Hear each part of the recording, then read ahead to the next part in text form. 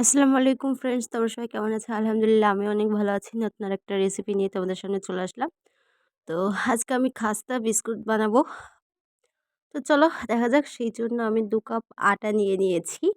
আমি এখানে আ আশীর্বাদ আটা নিয়েছি। তো আর ১ বাটি মতো বেসন নিয়ে নিয়েছি। বেসনটাকে আগে ভেজে নিয়েছি। তারপরে নিয়েছি এখানে চিনিটাকে আমি গুঁড়ো করে নিয়েছি। তাহলে ভিজতে বেশ টাইম লাগবে না।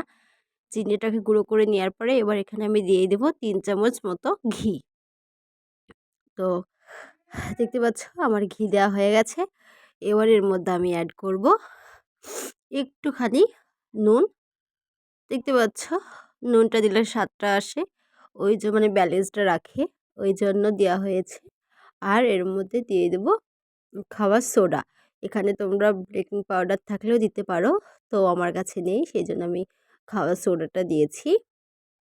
তো এটাকে দেওয়ার পরে আমি ভালোভাবে আগে এটাকে মেখে নেব। ভালোভাবে এটা মেখে নিতে হবে, মানে সবগুলোকে একসাথে মিশিয়ে নিতে হবে। যখনই দেখবে মানে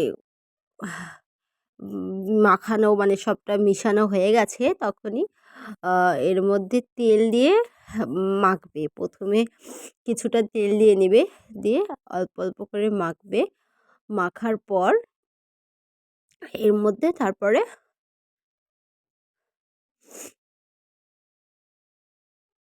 তারপরে জল দিয়ে এটাকে মেখে নিতে হবে। তো মাখার সময় স্মেলটা খুব সুন্দর বেরোচ্ছিল। তো এই যে চলো, এটা বেশি নরমও করা যাবে না, আবার বেশি শক্তও করা যাবে না। মানে শক্ত হলেও হবে, কিন্তু নরম করাই যাবে না। তো দেখতে পাচ্ছ এটাকে এখন ভালোভাবে মেখে নিচ্ছে। কালারটা দেখে বুঝতে পারছো কি সুন্দর এসেছে এখনই। তো এটাকে ভালোভাবে মেখে নিচ্ছে। ভালোভাবে মেখে নিতে হবে। অনেকদিন কোনো ভিডিও আমার দেওয়া হয়নি, যেহেতু আমার শরীর ভীষণ খারাপ ছিল, সেই জন্য আমি ভিডিও দিতে পারিনি। তো আবার থেকে কন্টিনিউ ভিডিও দেওয়ার চেষ্টা করব। তো আমার ভিডিওটি যদি তোমাদের ভালো লেগে থাকে তাহলে like, comment, share and subscribe করতে ভুলো না। আর যারা এখনও আমার চ্যানেলটিকে সাবস্ক্রাইব করোনি তারা প্লিজ আমার চ্যানেলটিকে সাবস্ক্রাইব করে দিও। তো এই যে দেখতেই পাচ্ছ এখানে মাখা হয়ে গেছে। মাখাটা দেখে বুঝতে পারছো, মানে সফটভাবে মেখে নিয়েছে। মাখাটা ভালোভাবে হলে মানে বিস্কুটের ভিতরে কোনো গুটি থাকবে না। যাই হোক, এই যে সফট সফট করে মেখে নেওয়া হয়ে গেছে, তো দেখেই বুঝতে পারছো। তো এবার এটাকে সাইডে রেখে দিয়ে যেটাতে ভাপ পাতে মানে ভাপ দেওয়াবো, এরকম একটা থাল নিয়ে নিয়েছি। তো সেটাতে আমি একটু তেল মাখিয়ে নেব। এটাতে তেল মাখিয়ে নেওয়ার পরে এটার উপরে এবার দিয়ে দেব পেপার, এরকম সাদা।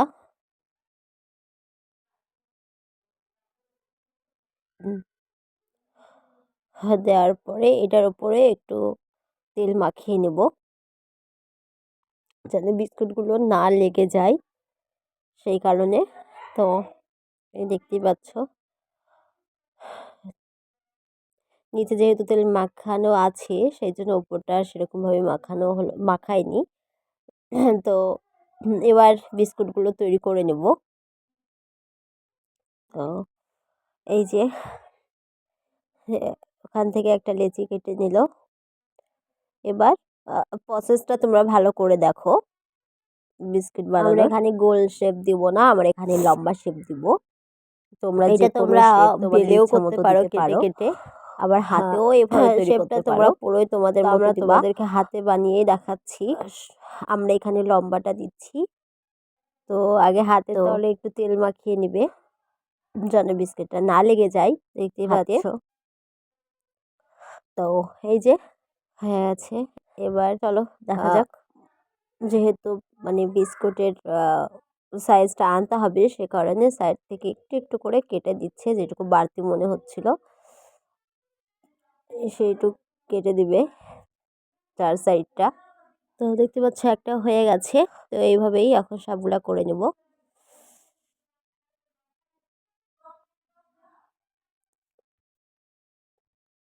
আর দেখে বুঝতে পারছো কতটা মোটা রেখেছে। আর এরকম মোটাও এরকম একটু মোটা রাখবে। যাই হোক, এর থেকে বেশি পাতলা করলেও হবে, কিন্তু এর থেকে বেশি মোটা করা যাবে না। এরকমভাবেই রাখবে, এরকম মানে মোটাটাই রাখবে। তো এবার এখানে একটু ডিজাইনের জন্য এখানে মা কি করবে, ছুরি দিয়ে কেটে দেবে।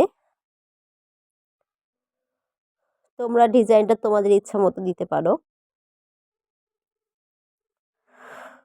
তো চলো এভাবে এখন বিস্কুটগুলো সব তৈরি করে নেওয়া যাক।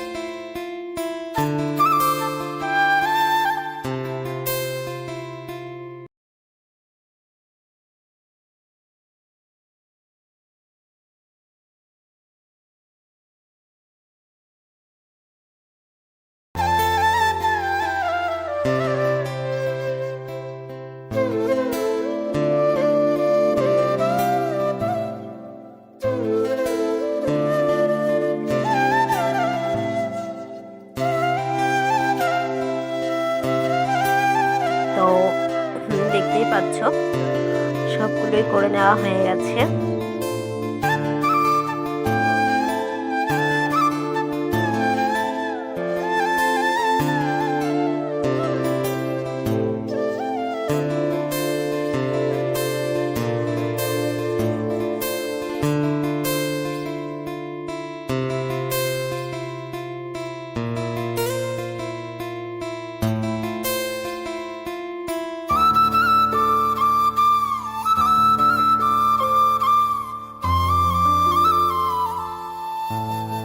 এই যে হয়ে গেছে, দেখতে পাচ্ছ কালারটা দেখে বুঝতে পারছো কতটা সুন্দর কালারটা এসেছে এখনই।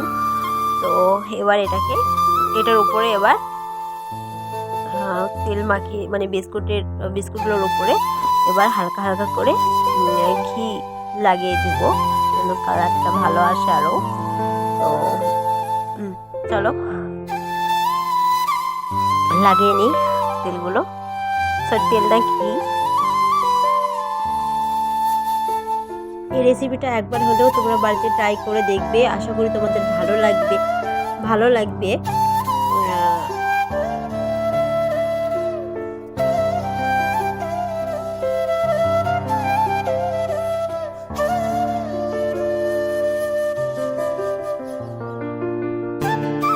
তো হয়ে গেছে দেখতেই পাচ্ছ।